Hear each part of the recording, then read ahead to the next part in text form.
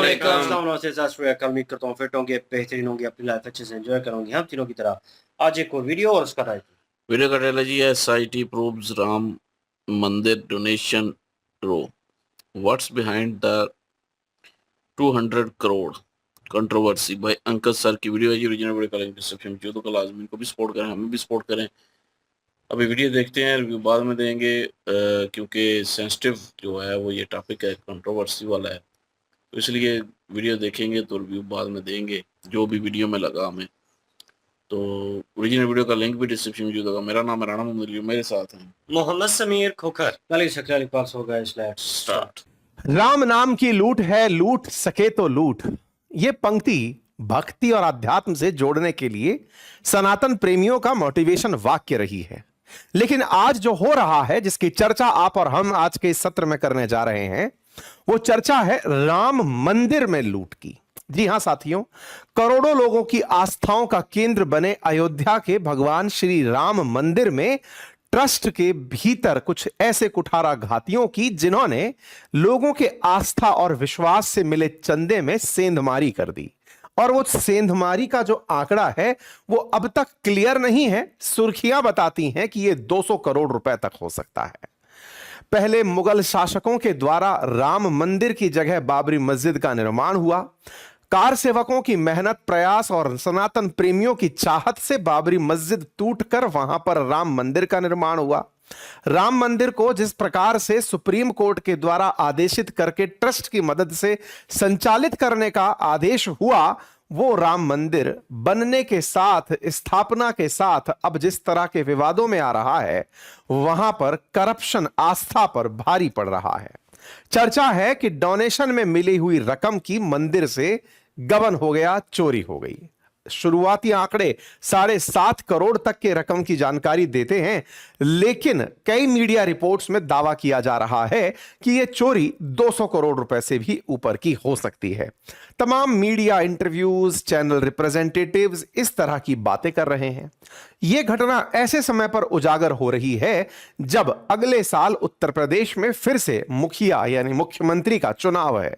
तो क्या इस तरह की चोरी उजागर होना सनातन प्रेमियों में मुख्यमंत्री योगी आदित्यनाथ की साख पर सवाल खड़े करेगी, या फिर सनातन प्रेमी राम मंदिर को लेकर फिर से कोई बड़ा आंदोलन करेंगे?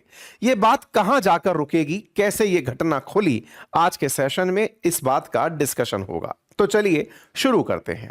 शुरुआत राम मंदिर से ही करते हैं। राम मंदिर में गबन शुरू कहां से हुआ, कैसे हुआ, उसकी बात करते हैं। असल में जब आप राम मंदिर के लिए डोनेशन की वेबसाइट पर जाएंगे तो श्री राम जन्मभूमि तीर्थ क्षेत्र के द्वारा एक विकास का वेबसाइट बनाया हुआ है, जिसमें डोनेशन के ऑप्शन में आप डोनेट पर जाते हैं। जब आप डोनेशन ऑप्शंस में जाते हैं तो आपको तमाम प्रकार के बैंक्स के डोनेशन ऑप्शंस QR कोड समेत दिखाई पड़ते हैं। लेकिन यह तरीका हुआ ऑनलाइन डोनेशन का। लेकिन बहुत सारे श्रद्धालु भक्त जब मंदिर पहुंचते हैं तब जाकर चढ़ावा चढ़ाते हैं। यह चढ़ावा कुछ सिक्के से लेकर कई रुपयों, कई करोड़ों तक भी हो सकता है। कुछ भक्त ज्वेलरी भी चढ़ा देते हैं। ऐसे में इन सब की सार संभाल करने की जिम्मेदारी आती है श्री राम जन्मभूमि तीर्थ क्षेत्र ट्रस्ट के लिए। अब ये ट्रस्ट क्या है, इसको समझिए। जब राम मंदिर पर सुप्रीम कोर्ट के द्वारा फैसला सुनाया गया तो उसी समय सुप्रीम कोर्ट ने केंद्र सरकार को आदेशित किया कि आप राम जन्मभूमि तीर्थ क्षेत्र ट्रस्ट का निर्माण करिए, जो इस मंदिर का निर्माण करेगी, संचालन करेगी, व्यवस्थाओं की देखभाल करेगी। इस ट्रस्ट को केंद्र सरकार द्वारा फरवरी 2020 में ही बना दिया गया था। यही ट्रस्ट तब से लेकर मंदिर निर्माण से लेकर संचालन की व्यवस्थाएं संभाल रही है, जिसमें दान से प्राप्त राशि का भी देखभाल शामिल है। आज की वर्तमान इस ट्रस्ट के अंदर महंत नृत्य गोपाल दास शामिल हैं, गोविंद देव गिरी शामिल हैं, चंपत राय शामिल हैं, के पराशरण शामिल हैं, नृपेंद्र मिश्र शामिल हैं। केंद्र सरकार की तरफ से एक नॉमिनेटेड ज्वाइंट सेक्रेटरी लेवल का ऑफिसर शामिल है। 15 सदस्यीय इस समिति के अंदर पदेन सदस्य के रूप में राज्य सरकार की ओर से भी एक व्यक्ति, जिला अधिकारी अयोध्या, स्वामी वासुदेवानंद सरस्वती, स्वामी विश्व पराशरन तीर्थ, परमानंद गिरी, डॉक्टर अनिल मिश्र, कृष्ण मोहन और महंत दिनेंद्र दास प्रेजेंट हैं। यानी कि ये जो सदस्यों की संख्या आप देख रहे हैं, इनके अंदर ये जो लोग आपको दिखाई दे रहे हैं, इनमें सबसे ज्यादा चर्चित लोग कौन है, अब वो जान लीजिए। जिनके ऊपर सबसे ज्यादा सवाल इकट्ठे हो रहे हैं, उनमें सबसे ऊपर चंपत राय का नाम है, दूसरे नाम पर चल रहे हैं अनिल मिश्र, और तीसरे नाम पर चल रहे हैं गोपाल। उनके बारे में आपको 15वें सदस्य के बारे में आगे चलकर बताएंगे। तो आपको यह जानकारी निकलकर आई कि यह काम ट्रस्ट के द्वारा किया जा रहा था। अब आपको मंदिर निर्माण की पूरी इतिहास से और श्रद्धालुओं की संख्या से कुछ जानकारी देते हैं। मंदिर जब से निर्मित हुआ 2022 में लगभग 2.39 करोड़ लोग दर्शन करने के लिए पहुंचे। प्राण प्रतिष्ठा के बाद 2023 में 5.25 करोड़ लोग दर्शन के लिए पहुंचे। 2024 में लगभग 16.5 करोड़, 2025 में लगभग 30 करोड़ श्रद्धालु पहुंचे। 2026 की शुरुआत से लेकर अब तक 7 करोड़ दर्शनालु पहुंच चुके हैं। मतलब इससे अंदाजा लगाइए कि पिछले साल 30 करोड़ श्रद्धालु मंदिर के अंदर दर्शन को पहुंचे थे। साथियों, 365 दिन मंदिर में दर्शन के लिए पहुंच रही यह संख्या प्रतिदिन लगभग 1 करोड़ रुपए का चढ़ावा चढ़ाती है। यह जो 1 करोड़ रुपए का चढ़ावा औसत निकल कर आता है, इसकी रोज गणना कैसे होती है, अब उस प्रक्रिया को जानिए। इंडिया टुडे की एक खबर के अनुसार वित्त वर्ष 2024-25 में इस ट्रस्ट को 327 करोड़ रुपए मिले थे। यह चर्चा हो रही है 24-25 की। आंकड़े दिखाए हैं मैंने आपको 25 के साल के अंदर। तो 24-25 की जो जानकारी है वो इंडिया टुडे की रिपोर्ट में छपकर आई, जिसमें पता चला कि एक साल जो ये वित्त वर्ष 24-25 में 327 करोड़ रुपए चढ़ावा था, जिस चढ़ावे में से 153 करोड़ तो श्रद्धालुओं द्वारा दिए गए थे और 173 करोड़ बैंक में जमा हुआ जो धन था उस पर मिला ब्याज था। बैंक में जमा धन कहां से? जब मंदिर निर्माण शुरू किया गया था तब उस समय पर चंदा एकत्रीकरण चला था। 2020-21 में चंदा एकत्र हुआ 2000 करोड़ से भी ऊपर का। आज वो चंदे की रकम 4,500 करोड़ पार हो चुकी है, जो मंदिर निर्माण के समय श्रद्धालुओं द्वारा दी गई थी। उनमें से 2,500 करोड़ रुपए की लागत से वर्तमान मंदिर का निर्माण हुआ, जो लगभग 70 एकड़ जमीन में विस्तृत है। 2,500 करोड़ की लागत से बने इस मंदिर के बाद बची हुई राशि बैंक में जमा है और उस पर मिलने वाला ब्याज 2024-25 का आंकड़ा मैंने आपके सामने रख दिया। तो यह इंडिया टुडे की रिपोर्ट से आंकड़ा मैंने आपके सामने रखा। अब सवाल है कि ये जो 153 करोड़ रुपए 24-25 में आए, ये कैसे एकत्र किए जाते हैं? इसकी एक विशेष व्यवस्था है। व्यवस्था क्या है? वहीं पर सारा लूप पोल है। आपको इसलिए उस व्यवस्था को समझना होगा। चूंकि श्रद्धालुओं द्वारा लगभग 40 से अधिक दान पात्रों में दान किया जाता है, तो इन दान पात्रों को एकत्र करके एक विशेष टीम के द्वारा एक गोपनीय कक्ष में ले जाया जाता है।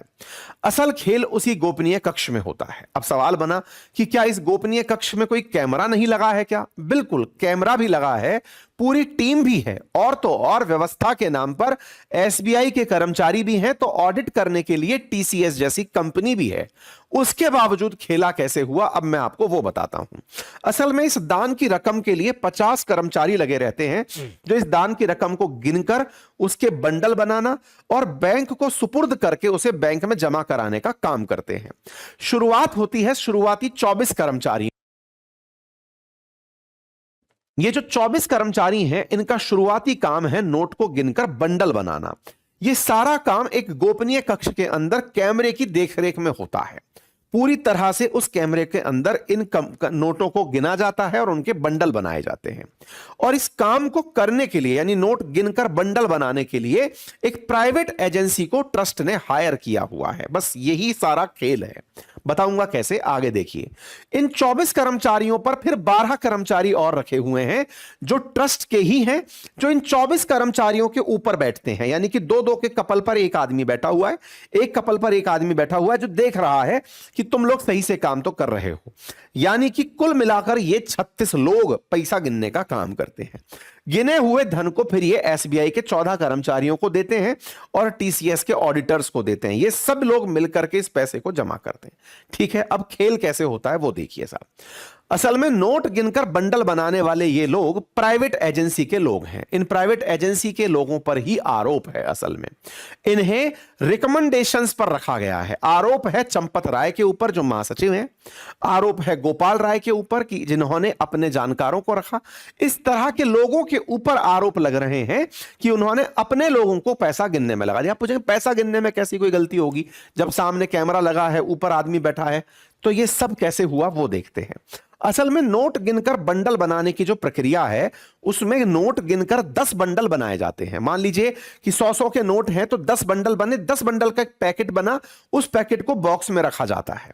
यहां पर मिली भगत और सांठगांठ से 10 बंडल में एक 11वां बंडल डालने, 10 की गड्डी में एक और एक्स्ट्रा बंडल डालने की प्रक्रिया शुरू कर दी गई। यह जानकारी कहां से पता चली? यह जानकारी 2021-22 में यहां के लेखा को संभालने वाले एक व्यक्ति ने हाल ही में मीडिया को बताई। नाम उनका महिपाल है, राजस्थान के रहने वाले हैं। उन्हें इस गलती को पकड़ने के जुर्म में नौकरी से निकाल दिया गया था कि तुम इस जानकारी को क्यों दुनिया के सामने लाना चाहते हो, नौकरी से निकाल दिया। तो उन्होंने आज मौका देखकर इस बात को बताया। बोले होता यह है कि 10 गड्डियों का एक बंडल बना, उसमें एक एक्स्ट्रा मिला दिया। ये लोग उसे इग्नोर करते हैं कि ठीक है, अच्छा है। यहां से आगे बैंक कर्मचारियों को 10-10 के जो बंडल पकड़ाए गए कि ये लीजिए साहब 1 करोड़ रुपया लेकर जाइए। अब बैंक को 1 करोड़ रुपया दे दिया। ये जब लोग बैंक वालों को देते हैं, बैंक वाले बाहर जाकर के यहां से निकलकर आता है कि बंडल तो एक्स्ट्रा आ गए।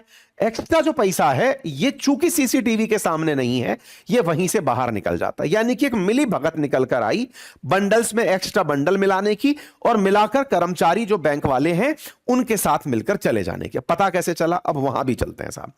हुआ यह कि इस मामले के अंदर कई ऐसे कर्मचारी जो नोट गिन रहे थे, उनमें एक अनुकल्प मिश्रा, लवकुश, राजेश पाठक, टिन्नू यादव, केडी तिवारी, मनीष यादव, करुण ऋतिक, ये वो लोग हैं जो बीते 5 साल में मंदिर बनने के बाद से करोड़पति हो गए।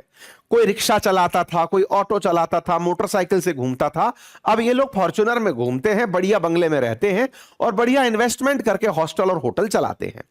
इन लोगों के पास अचानक परिवर्तन आने पर 14,000 की तनख्वाह पाने वाले अन्य कर्मचारियों में एक भाव पैदा हुआ। उन्होंने इसकी शिकायत करी। इंटरनल जब ट्रस्ट में शिकायत करी तो दबा दिया गया कि अरे छोड़िए, ये सब बातें नहीं है। ये इसलिए था क्योंकि ट्रस्ट के ही भीतर के कुछ लोग मिले हुए थे, क्योंकि उन तक भी कृपा पहुंच रही थी। ये बात धीरे धीरे इन्हीं लोगों के द्वारा बाहर सार्वजनिक कर दी गई, जो अंदर नोट गिनने का काम कर रहे थे लेकिन समझ नहीं पा रहे थे कि पड़ोसी इतने पैसे वाले कैसे हो रहे हैं। उन्होंने ये बात हल्के से सार्वजनिक करना शुरू किया। बात सार्वजनिक हुई 7 जून रविवार के दिन। सपा के एक नेता हैं पवन पांडे, उन्होंने इस बात को पब्लिक कर दिया। उन तक इस तरह नोट गिनने वालों ने बात पहुंचा दी।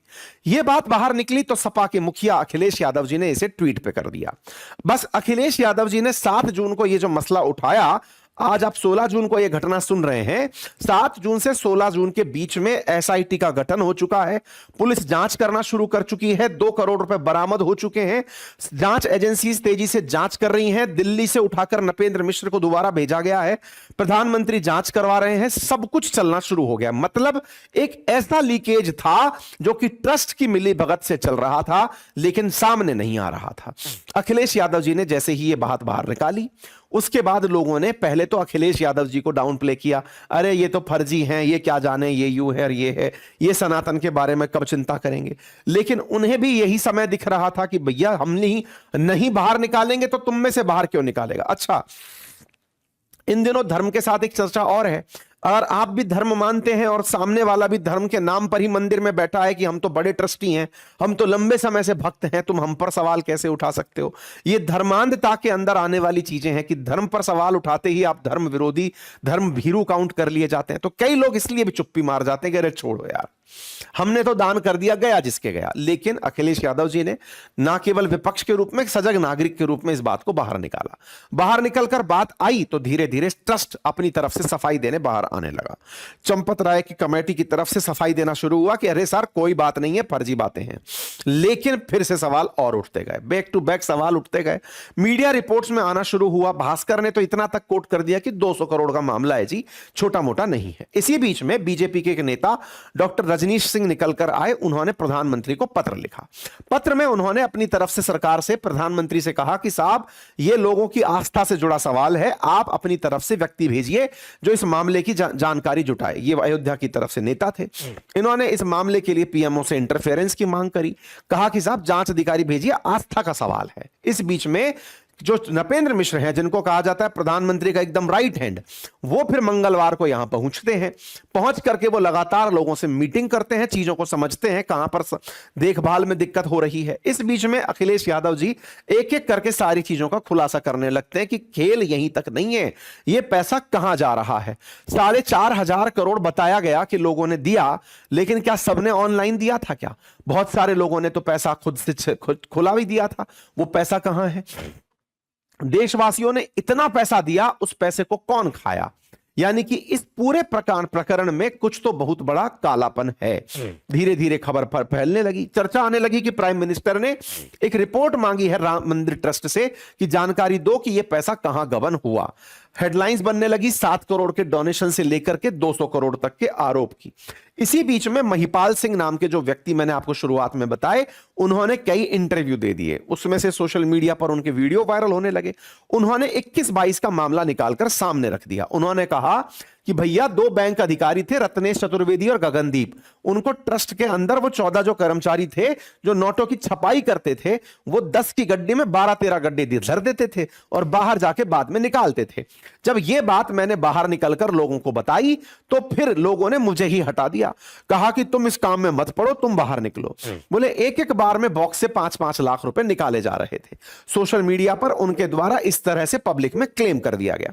महिपाल सिंह जी के द्वारा किया गया ये जो क्लेम है, ये सीधा आरोपित कर रहे थे चंपत राय के ड्राइवर, जिसका नाम था टिन्नू। टिन्नू जो है वो आज के दिन में रामशंकर यादव के नाम से जाने जाते हैं। ये चंपत राय के निजी ड्राइवर थे, आजकल नोट गिनने का काम करते हैं और इन्हीं की जो संपत्ति है ये बढ़कर करोड़ों में पहुंच गई है। आपको बता दूं कि 2021 में 1,000 करोड़ की खबर थी, 2022 में 2,000 करोड़ की खबर थी, यानी कि मंदिर में चढ़ावा 4,500 करोड़ तक था लोगों के द्वारा दिया गया। और यहां पर चंपत राय और उनका जो ड्राइवर है वो मिलकर के इन कामों में बिजी थे। इस तरह की बातें थी। खबर जब खुलने लगी, ये वो वाली बात है कि हमारे देश में कई बार प्रभाव में चीजें दब जाती हैं, लेकिन जब खुलने लगती हैं तो पुरानी भी कई चीजें बाहर निकल आती हैं। एक और सुर्खी बाहर आ गई, और बाहर ये थी कि इस पूरी प्रक्रिया में 1250 ऐसी शिलाएं गायब हो गई हैं जिन शिलाओं पर सोना चांदी लगा हुआ था। असल में जब राम मंदिर आंदोलन चल रहा था, बाबरी विध्वंस के बाद से लेकर के उस समय से लेकर मंदिर निर्माण तक, राम सेवकों ने, कार सेवकों ने नक्काशी कर करके ऐसी शिलाएं बनाई थी कि जब मंदिर बनेगा तो हम ये शिलाएं लगाएंगे, मंदिर जब बनेगा तब हम ये करेंगे। अब उस प्रक्रिया में देश की तरफ से, विदेशों की तरफ से बहुत सारी ऐसी नक्काशी, सोने चांदी की, हीरे जड़ित भी शिलाएं भेजी गई, कुछ वो भेजी गई, धातुओं की शिलाएं भेजी गई जिन्हें मंदिर में लगाया जाना प्रस्तावित था। ये पूरी प्रक्रिया की देखभाल करने का काम संतोष दुबे नाम के व्यक्ति करते थे। संतोष दुबे जो कि कभी उससे बजरंग दल से, शिवसेना से और विश्व हिंदू परिषद से जुड़े रहे, उन्होंने धर्म सेना नाम का एक संगठन बना रखा था।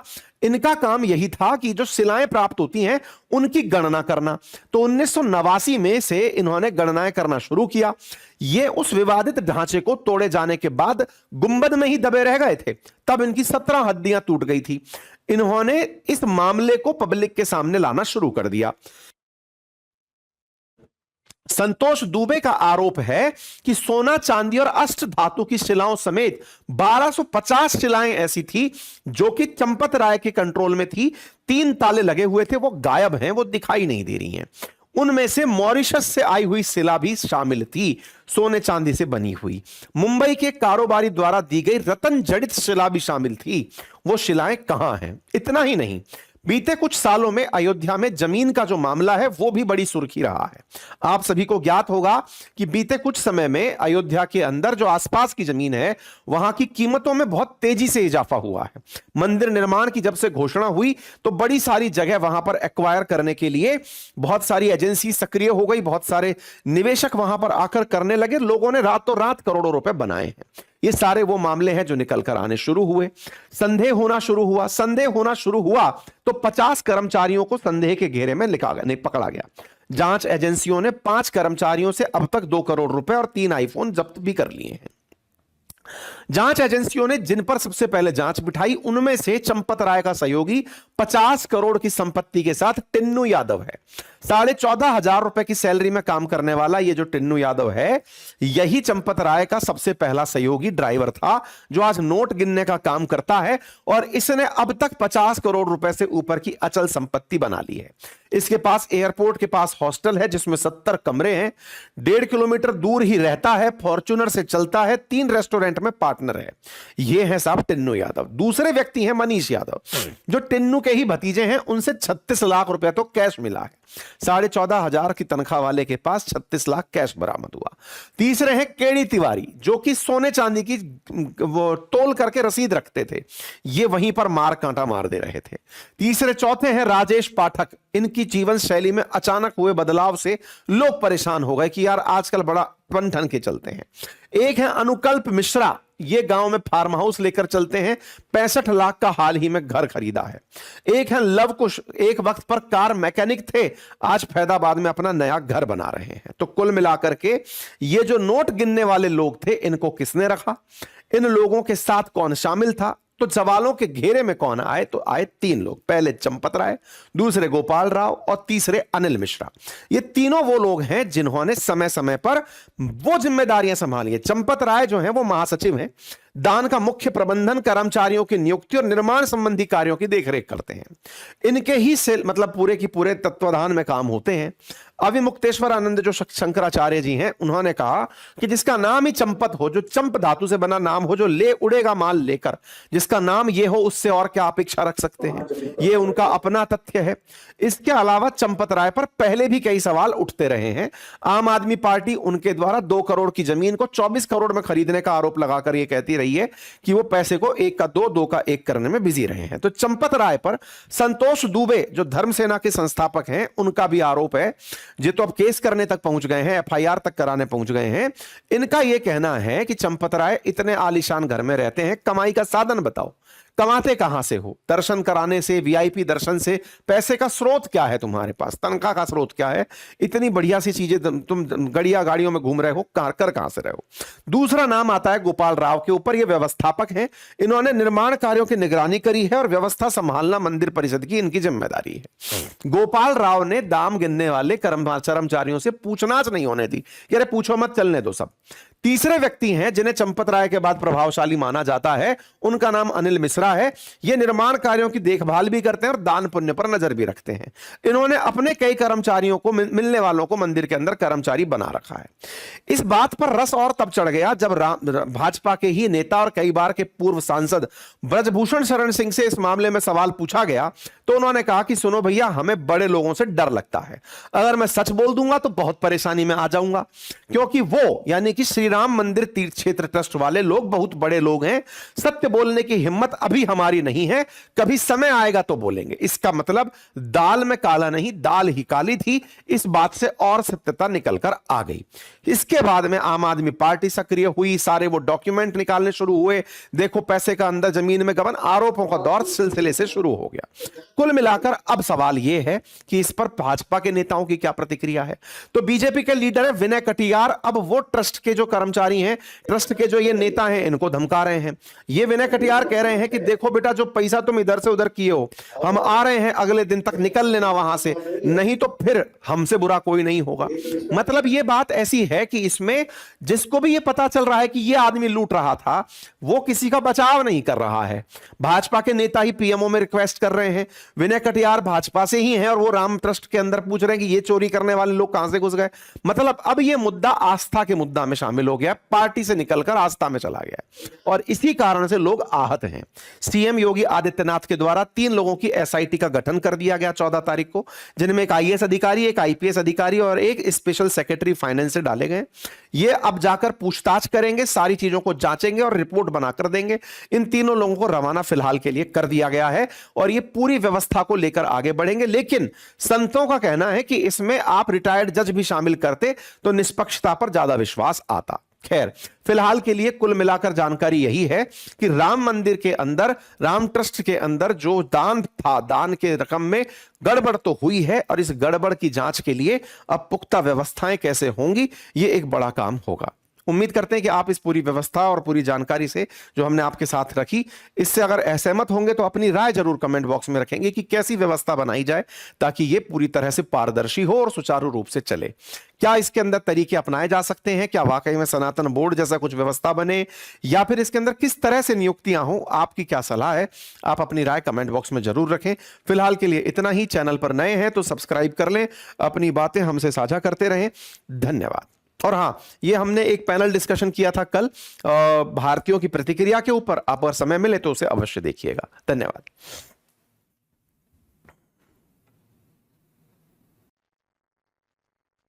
जी तो ये खास मौजू के ऊपर हमारे सीनियर ही बात करेंगे। जी जी ना, सीरियस नोट। नहीं, वैसे ये सेंसिटिव मामला है, इसमें कोई शक नहीं है, आस्था का भी मामला है। और मैंने वीडियो देखी थी इससे पहले एक शुभंकर मिश्रा जी की, उन्होंने इतनी डिटेल नहीं दी। हालांकि यहाँ पे जो है वो देखा कि इन्होंने पूरी डिटेल दी है कि कहाँ से ये सारा मामला होते हैं, कैसे होते हैं, किस तरह होते हैं, कौन आगे जाता है लेके, कौन फिर जो है अगली कौन सी, मतलब कि हर एक चीज की डिटेल इन्होंने दी है। शुभंकर मिश्रा जी की वीडियो देखी थी तो उन्होंने सिर्फ जो है वो चंद नाम लिए थे जो बीच में शामिल हो रहे थे। चंपत राय हो गया, टिनू यादव हो गया, और एक लव कुश जो एक थे जो गिनने वाले थे, वो भी नोट, उनका जिक्र, वो शुभंकर मिश्रा जी उनका जिक्र कर रहे थे। इन सब का जो है वो जिक्र हो रहा था उसमें। और वो मतलब कि उनको सिर्फ यही कह रहे थे कि इन्होंने चोरी की है, ये किया है, वो किया है। तो मतलब अगर कोई वीडियो देखेगा तो जो हमारी तरह है, जिनको भी जानकारी नहीं है कि क्या हो रहा है, काफी सारे इंडिया में भी ऐसे लोग होंगे जिनको नहीं जानकारी होती कि कैसे जो है वो ये सारी प्रक्रिया जो है वो किस तरह चल रही है, किस तरह जो है मामलात को देखा जा रहा है, किस तरह नोट गिने जा रहे हैं। ये नहीं, ज्यादातर डिटेल किसी को भी नहीं इतनी ज्यादा पता होती, तो हमें भी नहीं पता थी। और मैंने वो वीडियो जब देखी तो मुझे लगा कि ये जो है बहुत गलत हुआ है। पहली बात तो ये कि गलत हुआ है बहुत ही। अब इसमें कौन मेन शामिल है, क्योंकि मैंने वो कमेंट्स देखे उनके, तो कमेंट्स में जो है वो काफी ज्यादा लोग जितने भी थे, जितने भी कमेंट आए हुए थे, वो सारे इनके खिलाफ बोल रहे थे। ये जो चोर है, चोर ही बोलूंगा मैं इनको, ये जो चोर हैं इनके खिलाफ बोल रहे थे। और कई जो है गवर्नमेंट के खिलाफ बोल रहे थे, मोदी जी के खिलाफ बोल रहे थे, योगी जी के खिलाफ बोल रहे थे। मतलब हर कोई जो है वो सवाल उठा रहा था। एक नजर से देखें तो गवर्नमेंट पे जो है वो ज़ाहिर है, अगर कोई आधी अधूरी जानकारी रखता हो ना, तो वो गवर्नमेंट पे या जो मुख्यमंत्री हैं उन पे सवाल जरूर उठाएगा। लेकिन जब उसके पास पूरी जानकारी होगी तो फिर सवाल नहीं उठाएगा। लेकिन ये है कि अब योगी जी जो है, मोदी जी जो है, उन्होंने बंदे भेजे हैं, वो इन्वेस्टिगेट करेंगे। पूरी जो है वो तह तक जाएंगे। जो गुनहगार होगा उसको जो है वो बाहर निकाल के सजा दी जाएगी प्रॉपर।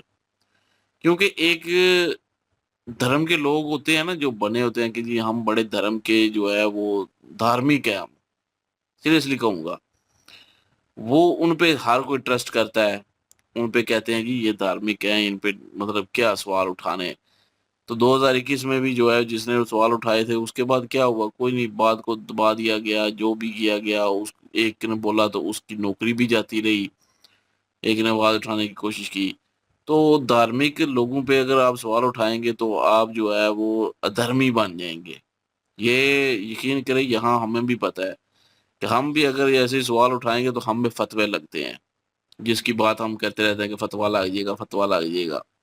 वही बात कि धार्मिक अगर जो कोई लोग मतलब होते हैं, धर्म से जुड़े होते हैं, उन पे अगर कोई कहेगा कि कोई भी सवाल उठाने की कोशिश करेगा, क्योंकि लोगों की आस्था ऐसी है कि धार्मिक जो भी धर्म से जुड़ा होता है उस पे ट्रस्ट इतना बढ़ जाता है कि चाहे वो जो मर्जी करता रहे उसको, मतलब कि अगर कोई उसके खिलाफ बोलना शुरू कर देगा तो या तो उसको जो है धर्मी बोलना शुरू कर देंगे कि ये धार्मिक लोगों के खिलाफ जो है इस तरह की बातें कर रहा है, ये पापी है, ये है। तो हालांकि मैं समझता हूँ कि एक बार बात जरूर सुननी चाहिए, जो भी बोल रहा है बात सुननी चाहिए, बात की तह तक जाना चाहिए। अगर नहीं, अगर वाकई वो गलत बोल रहा है तो उसको सजा देनी चाहिए। अगर वो सही बोल रहा है तो फिर वो जो धर्म के साथ जुड़े लोग हैं, अगर उन पे इल्जाम साबित होता है तो फिर उनको सजा मिलनी चाहिए।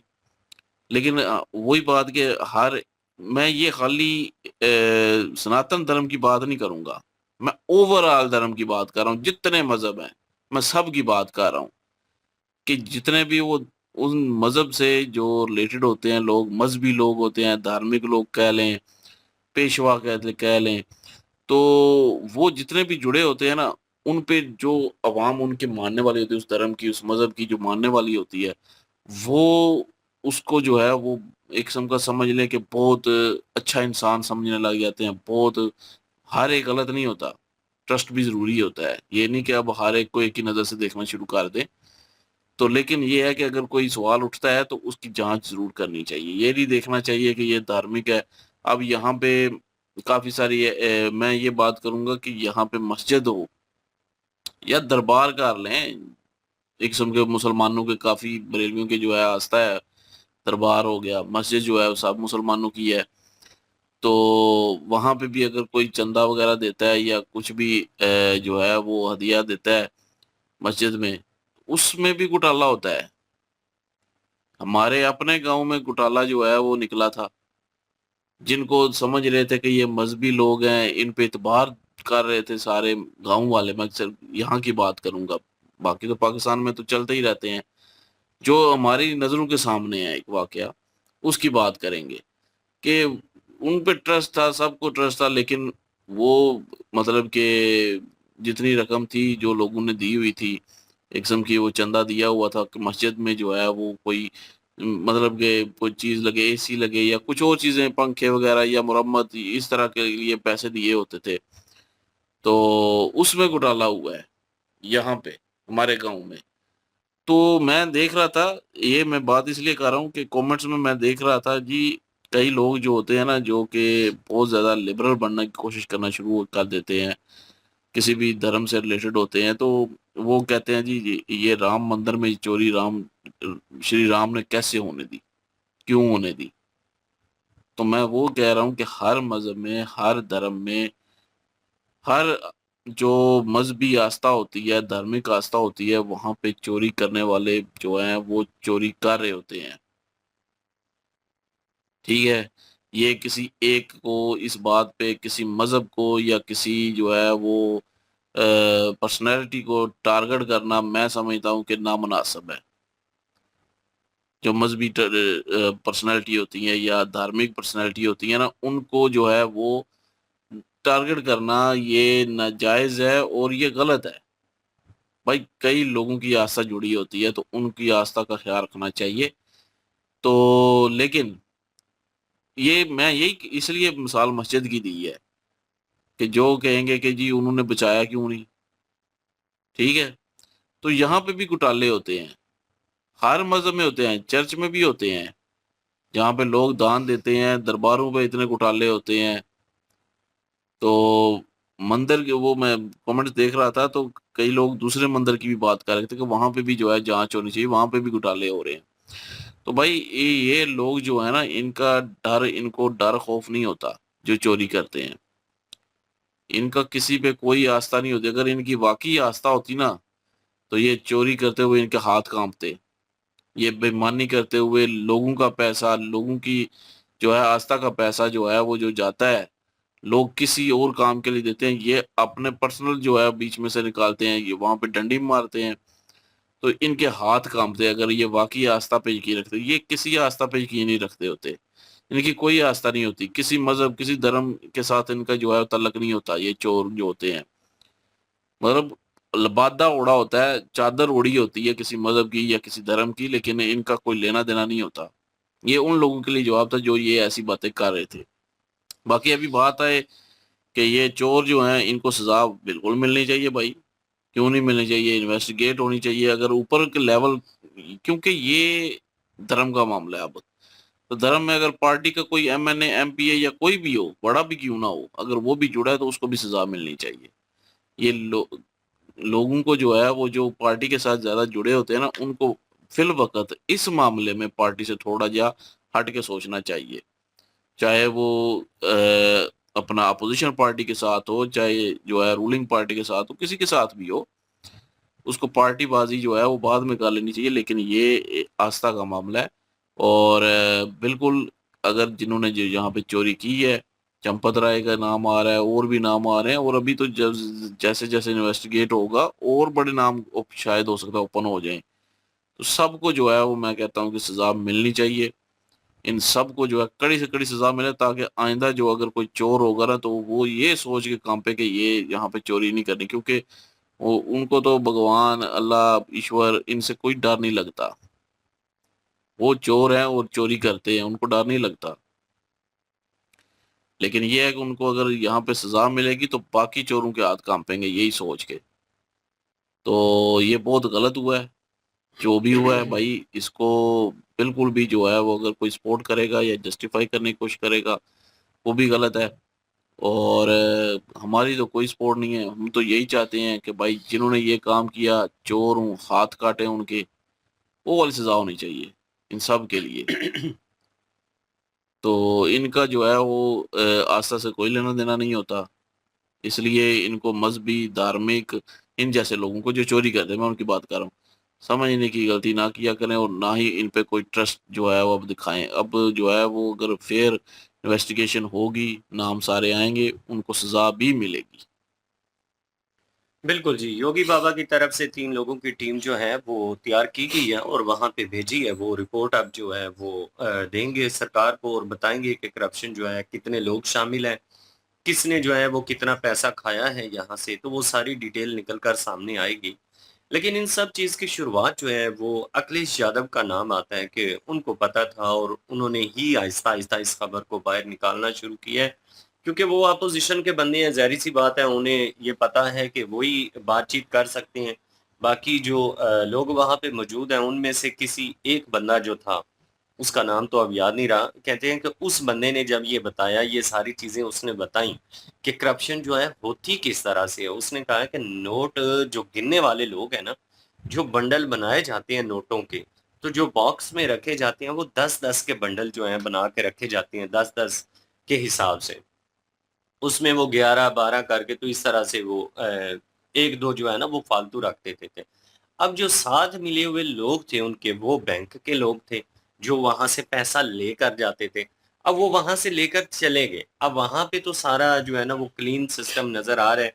सीसीटीवी लगे हुए हैं, सब लोगों को पता है जी किसी किस्म की कोई करप्शन नहीं हुई। बड़ी ईमानदारी से नोटों को गिना जा रहा है, बॉक्स में रखा जा रहा है, बैंक वाले लेके जा रहे हैं। अब वो तो कमी-पेशी करेंगे नहीं, बैंक वाले जो हैं, क्योंकि उनको तो हिसाब देना पड़ता है आगे। तो अब ये किसी के गुमान में भी नहीं था कि भैया उसमें एक्स्ट्रा बंडल जो रखे जाते हैं, वो बैंक वाले जो लोग हैं 2, वो बाहर जब निकलते हैं तो बाहरी लेन-देन का सारा जो सिस्टम है, वो हो जाता है, क्योंकि वहाँ पे तो सीसीटीवी नहीं लगे हुए। अब ये होता किनके द्वारा? ये ड्राइवरों का इसमें इस्तेमाल जो है वो किया जाता है।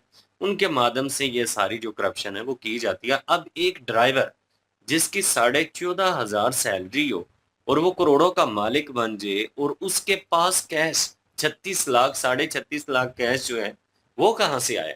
अब 14,500 सैलरी से तो बामुश्किल जो है वो घर का निज़ाम चलता है और सेविंग जो है वो तो होती नहीं, और अगर है भी तो कोई लाख 2 लाख चले, कोई उसने कोई सिलसिला करके तो की हो।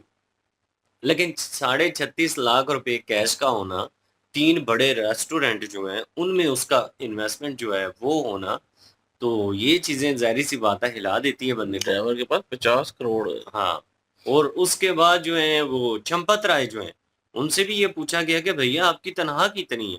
और यहाँ से जो आपको तनख्वाह मिलती है, उस तनख्वाह में फॉर्च्यूनर तो आती नहीं है, उस तनख्वाह में बड़े-बड़े बंगले तो बनते नहीं हैं, और जो आपके पास करोड़ों के आप मालिक बने हैं, ये कैसे बने हैं?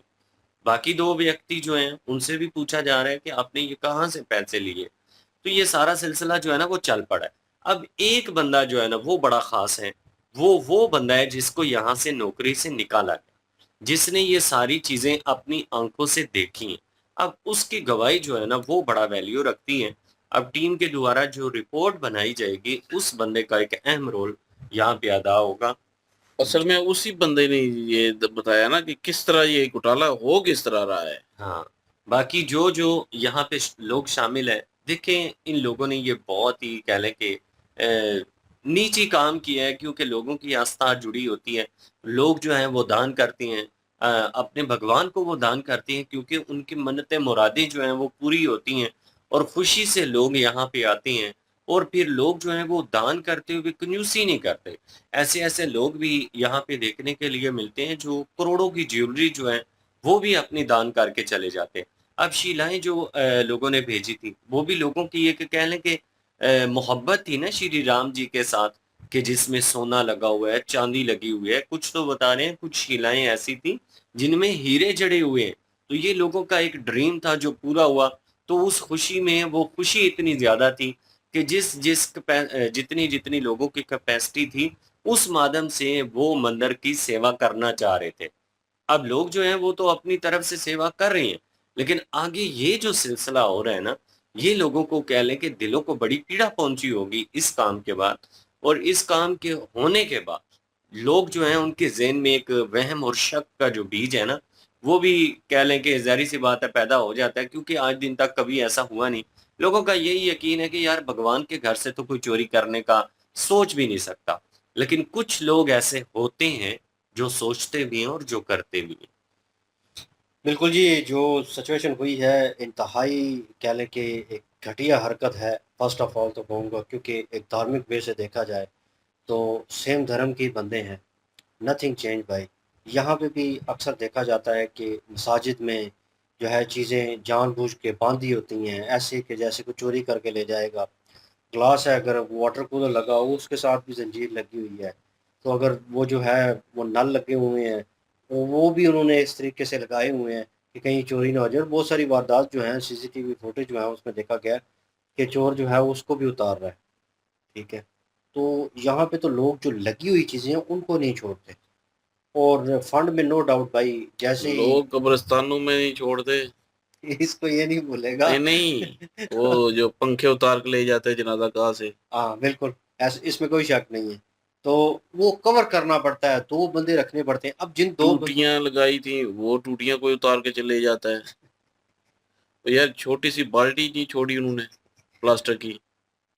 ये दुःख नहीं जाता, नहीं नहीं, ये दुःख मैं काहे एक खत्म नहीं बात होता कर रहा हूँ पांडे कि जी, नो जहाँ डाउट। पे मतलब एक कब्रिस्तान है जहाँ पे मतलब हम मुसलमान हैं, हमें पता है। हम कब्रिस्तान को देखते हैं तो भाई एक अंदर से आता है कि कभी हम भी यहाँ पे लेटे होंगे। ठीक है, इस दुनिया से मतलब खत्म हो जाएगा रिश्ते ही। तो यार लोगों को वहां पे भी जो है वो चोरी करते हुए जो है वो नहीं गैरत आती। तो वो जेन में आता है ना एक बंदे को, वो उनका डर खत्म हो चुका होता है। उनको समझ ले कि छूट मिली होती है। वो जो जिस लोग तरह कंस को नहीं मिली होती, वो हम देख रहे हैं ना दूसरे चैनल पे, कंस को छूट मिली हुई है। वो साथ जो है वो जो बच्चे जो है उनका जो है हत्या कर रहा है कि उसका इसी तरह पाप ही का है। घड़ा बढ़े, तो वो उसके चीज़ बाद उसको सजा मिलेगी। वो चीज़ जो है, अगर ये इस तरह देखा जाए भाई, तो वो लोग जो हैं वो वहाँ पे मौजूद हैं, और मौजूद होते हुए उन लोगों ने वो कम सैलरी में किस तरह गुज़ारा करें उनका एक मोटो बना हुआ है। और भाई एक बंदा थोड़ी है वहाँ पे करप्शन कर रहा है, एक पूरे का पूरा उन्होंने सिनेरियो जो है अंकल साहब ने बताया कि कहाँ से शुरू हुआ, कितनी अमाउंट आई, जो चाहने वाले थे वो किस रेशो में आते रहे हैं, ठीक है। उस रेशो को फिर काउंट करें, फिर उसके ऊपर जो पैसा वो लोग दान करते रहे, किसने कितने करोड़ किया होगा, ठीक है। तो वो कितनी अमाउंट बनती है, ठीक है। उस अमाउंट के हिसाब से फिर इन लोगों ने सोचा होगा इतनी अमाउंट आ रही है, तो इतनी अमाउंट जो है स्ट्रेट अवे जा रही है, तो इतनी अमाउंट में से हम थोड़ा सा कह लें कि समुद्र में से एक गिलास पानी निकाल दें तो फ़र्क थोड़ी पड़ेगा। तो मतलब वो अपनी सिचुएशन में उसमें थे कि करप्शन कर लेंगे तो कोई बात नहीं। काम वहीं से ख़राब हुआ जब उनका साथी ही निकाला गया, और उसे सारी इन्फॉर्मेशन थी, उसने रोकने की कोशिश की कि यार ये गलत है, ये गलत कर रहे हो, लेकिन निकाला गया। और ये अपनी तरफ से सेफ साइड हो गए कि हाँ अब कुछ नहीं होगा। लेकिन भाई वो बंदा जो है उस वक्त नहीं बोला, बात थोड़ी निकली है। तो फिर जिस बंदे को निकाला गया था उसने वो सारा जो है वो उस चीज़ के ऊपर बात करना शुरू कर दी। उसने बता दिया कि प्रोसीजर क्या है। प्रोसीजर अब पूरी कह लें कि पूरे भारत के सामने है, उन लोगों के सामने है जिन्होंने भाई कह लें कि एक पैनी भी वहाँ पे दी है ना, प्यार मोहब्बत से, कि इस मंदिर के निर्माण के लिए और बेहतरी के लिए, इसे खूबसूरत बनाने के लिए, या इसकी इसमें जो सहूलतें चल रही हैं उनको आगे लेके आने के लिए, ठीक है, बेहतर करने के लिए उन्होंने एक पैनी भी दी है ना भाई, वो लोग वहाँ पे खड़े होंगे। अब लोग सवाल पूछेंगे पूछना बनता है, तो हमारा पैसा कहाँ है भाई, बताएं। बिल्कुल पूछना बनता अब बेसिकली जो सारी बात का निचोड़ है ना, ओवरऑल तो उन्होंने पूरी एक डिटेल वीडियो क्रिएट की है, थैंक यू सो मच, तो हमें भी समझ आई है, और आप में से बहुत सारे लोगों ने तो ऑलरेडी देख ली होगी, लेकिन हम फर्स्ट टाइम रिएक्ट करते हैं तो हमें फर्स्ट टाइम ही इस मुद्दे का पता चला है। लेकिन भाई अब सवाल उठता है सारी सिचुएशन देखने के बाद कि बिहाइंड स्टोरी कौन चला रहा है इसको, पैसा जा किधर रहा था असल में। असल में अगर ये खा रहे थे, ट्रस्ट के पास था ना, बैंक में जा रहा था, बैंक में जो है वो रखा जाता था, बैंक फिर वो उस पे ब्याज मैं मिलता था, मैं तो जान वो मतलब उसी में ऐड हो रहा है। मैं उसी चीज़ को सिर्फ थोड़ा लाइट आउट कर रहा हूँ। डाउट होते हैं अपने अपने अवाम के होंगे जिन्होंने करोड़ों जो है उस आस्था में दिए हैं, उस उम्मीद में दिए हैं, उस प्यार मोहब्बत में, कह लें, ठीक है, अपने धर्म के साथ प्यार मोहब्बत में। हमें भी होता है, हम भी जो है कह लें कि किस्म का दान करते हैं, देते हैं, लेकिन वो चीज़ अब हम सोचते हैं ना कि यार हमारा पैसा वो हकदार तक पहुंच रहा है जहाँ पे हम लगाना चाह रहे हैं, या जिस बंदे को हम जो है हैंड ओवर कर रहे हैं, क्या वो बंदा प्रॉपर वे में लगा रहा है, कहाँ पे लगा रहा है। अगर लगा रहा है तो वो नज़र क्यों नहीं आ रहा। हाँ, एक तरह से देखा जाए तो आज तक लगता है कि भाई हमें ये है कि हम दे देते हैं, आप में भी यही वही होगा कि दे दिया प्यार मोहब्बत से तो समझ ले आपका कबूल हो गया, ठीक है, आपका फ़र्ज़ पूरा हो गया। उसके बाद वो जो है कह लें कि वो आपने जो आस्था रख के प्यार मोहब्बत रख के दिया वो आप वहाँ तक पहुँच गया। आपकी एक आस्था होती है, आप पीछे हट जाते हैं, उसका नहीं सोचते कि आपने लाखों दिया, करोड़ों दिया। लेकिन जब सुनने को मिलता है ना कि घपला हुआ और इस तरह की करप्शन हुई, इतने लोगों ने इन्वॉल्व होके की, वो भी इस हालिया हुकूमत में ऐसी सिचुएशन हो जाना, ठीक है, और फिर भाई सवाल तो उठेंगे, उँगलियाँ उठेंगी, ये नो डाउट रियलिटी है। लेकिन भाई अगर उन्होंने हाफ एंड हाफ खाया है, मतलब 1 करोड़ है, उन्होंने 50 खा लिया है, मैं एग्जांपल दे रहा हूँ, तो 50 जो है वो किधर गया, कौन होल्ड कर रहा था, प्लान किसने। अब सारी सिचुएशन नाम तो आ रहे हैं, 10-12 बंदे उन्होंने गिनवा दिए, जिसमें जो है कर्मचारी थे, मतलब एक टीम बैठी हुई थी, जो प्राइवेट लोग बीच में आए हैं उनके ऊपर ब्लेम हो रहा है, ठीक है, और उनको जो होल्ड करने वाले थे, कह लें फोरमैन कह लें, ऊपर होल्ड कर रहे थे, और चंपत राय जी, वो भाई उनका सारा जो है क्या लेके काम था। ये वही साहब हो क्या कि यहाँ पे करप्शन हुई, एक पार्टी ने की, तो उस पार्टी का ड्राइवर जो है वो यकीन माने उस पीएम की नौकरी कर रहा था, चपड़ासी था, है? यहाँ पे जो है चपड़ासी था। चपड़ासी, तो वो चपड़ासी जो है उसके पास भाई करोड़ों की जो है वो मालियत थी, मतलब कह लें कि प्रॉपर्टी भी उसके नाम थी, अकाउंट में भी करोड़ों रुपया था। मैं सोच रहा था ये ले क्या रहा है, फिर ये जॉब किसी की हाँ क्यों कर रहा है फिर, क्यों, पर क्योंकि उसको वो पता पैसा को नहीं था उसके इतनी है इनको तो नहीं, पता है ना। उनको तो रिलेट किया जाता है ना, उनको हाँ, बताया जाता है भाई उनके क्या लें कि फिंगरप्रिंट लगने हैं, उनके सिग्नेचर होने हैं, वट उसको तो हो सकता है सिग्नेचर करना भी ना आता हो, अंगूठा छाप हो, सही है, तो उसको तो पता था। लेकिन पता था कि मालक के हैं, मालक ने जो है अपने नाम पे नहीं रखे, मेरे नाम पे रख रहे हैं, ठीक है, तो अगर को कल को करप्शन निकलती है, कुछ निकलती है, तो इसके ऊपर ही मुद्दा पड़ेगा। तो वो उनको पता था सारी सिचुएशन, इनके नाम निकलते तो पता करना था कि सोर्स ऑफ इनकम क्या है आप, तो फिर वक्त पड़ जाना था। तो ब्लैक को वाइट करने का ये एक तरीका। तो यहाँ पे भी सिचुएशन जो है ड्राइवर जो है वो भाई इन्वेस्ट कर रहा है होटलों में, उसने फॉर्च्यूनर ले ली है, यहाँ पे 1.5 करोड़ की है मेरे ख्याल में, आई थिंक 2.25 करोड़ की। तो वहाँ पे इंडिया में एटलीस्ट मेरे ख्याल में अबाव 70 होगी, 75 लाख, 70 लाख इतनी की 70 होगी, 80 तक हो तो मे बी नहीं, मैं कम है। कम है, 50 तक होगी मे बी। तो बहरहाल वो भाई वो भी लेना, एक कम तनख्वाहदार एक ड्राइवर जो है वो एक मतलब, और जो बोतले बंदे थे उनके लाइफ का जो सर्कट है वो टोटल चेंज हो गया। तो किस तरह हुआ भाई। तो ये करप्शन तो है, करप्शन निकल भी आई है, नाम भी निकल आए हैं। अब सजा कितनी देनी है, और सबसे इम्पोर्टेंट चीज़, पैसा तो वापस आएगा ही आएगा, पैसा इनसे लेना ही लेना है, मैं ठीक समझता है। हूँ कि इनको सजा यही देनी है, सार हर एक इन्वेस्टिगेट होना चाहिए, कोई भी बंदा हो, जो जिसका भी नाम आता है साबित होता है, अवाम के हवाले कर दें। बिल्कुल होना चाहिए। और जो शिलाएं जो है, जो गिफ्ट गिफ्ट किए गए हैं मुख्तलिफ, वो भाई एक और रास्ता है, एक और प्यार मोहब्बत है, एक डिफरेंट चीज़ है, उसको निकाल के लेके आना चाहिए। और वो जो स्टार्टिंग में जिनका नाम मेंशन किया गया उनके पास है वो सारा होल, वो उन्होंने उनके पास ही पता नहीं कितनी शिलाएं थी, वो गिफ्टेड थे लोगों की तरफ से और बहुत महंगे थे। चंपत राय को ही दिया गया है ना हाँ, उनके द्वारा। चंपत राय तो चंपत राय ने ही उनके पास ही लॉक कराना, वहां पे वो गायब है गायब है। 1250। तो 1250 जो है वो वापस आनी चाहिए। लोगों की आस्थाएं हैं कि किस तरह उन्होंने क्रिएट की है, किस प्यार मोहब्बत से। और वो चाहते थे कि वहाँ की जीनत बने, लेकिन ये है कि अब वो करप्शन में चले गए हैं, अब वो गलत जगह पे हैं, लोगों को दुख तकलीफ है इस चीज़ की। तो बहरहाल गवर्नमेंट जो है इसके ऊपर इम्प्लीमेंट कर रही है, और होप्स हो कि इन अ गुड वे रिजल्ट अच्छा आएगा और ये मसला रिजॉल्व होगा। जिन्होंने छोटे से छोटे पैमाने के ऊपर या बड़े बड़े पैमाने के ऊपर की है, भाई उनको सज़ा मिलेगी। और अवाम के सामने प्लीज़ लाया जाए ये मुद्दा। आप लोग अपनी, आपका इंटरनल मैटर है नो डाउट, आप रिक्वेस्ट कर सकते हैं गवर्नमेंट से कि इस चीज़ को लाइट आउट किया जाए और हमारे सामने लाया जाए जो भी इंसान इसमें इन्वॉल्व था। होप्स हो कि आने वाले वक्त में ऐसी चीज़ें जो हैं या ऐसी सिचुएशन जो है वो देखने को ना मिले। एक आस्था एक उम्मीद टूटी है। और मैं मुझे लग रहा है कि आप लोगों को भी नो डाउट दुख हुआ होगा इस चीज़ का, लेकिन आप अपना ओपिनियन रख सकते हैं। आपको क्या लगता है, क्या सिचुएशन होगी आने वाले वक्त में, क्या प्लान इम्प्लीमेंट होना चाहिए गवर्नमेंट का? कमेंट सेक्शन ओपन आपके लिए। इनके वीडियो की लिंक भी डिस्क्रिप्शन में मौजूद होगी, प्लीज़ इनके थ्रू हमें भी सपोर्ट कर दीजिएगा। इंशाल्लाह मिलते हैं नेक्स्ट वीडियो में। पर ख्याल रखिएगा, वो याद रखिएगा। तब तक के लिए अल्लाह हाफिज।